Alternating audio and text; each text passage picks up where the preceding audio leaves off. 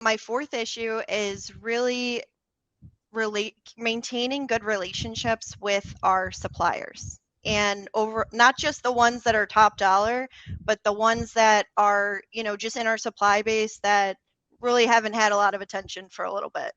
Because, as I've seen in, recent years, it's not a problem, and then all of a sudden it is. And I'm talking to a supplier, I'm giving them a call, and they're like, "Oh my gosh, you haven't called me in 10 years.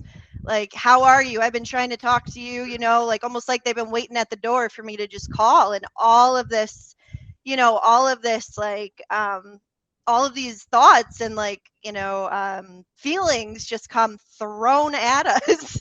And it's like, like I said before, I think it's a skill, because, if you know how to talk to people and, discuss their issues, and then also work on a strategy to really get them in a better place and to really repair the partnership, if it's worth it, if you want to grow the business or maintain the business.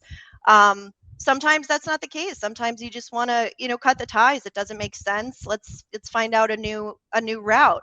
But this definitely forced us to look into our supply base and say, wow, this, one SKU, what's the point of this, and see if there's any reason to, or any way that we can rationalize, or even, come up with a strategy around our supply base.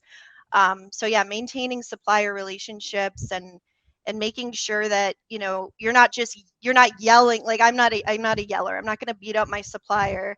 I'm going to reason with them, listen to what they have to say, and then work on, the best way that, maybe I'll give they'll give me a little bit more, but in return, I'm going to give you growth. We're going to continue to grow the business. It's not something that's just like, I need this now. There's more to it. There's more depth.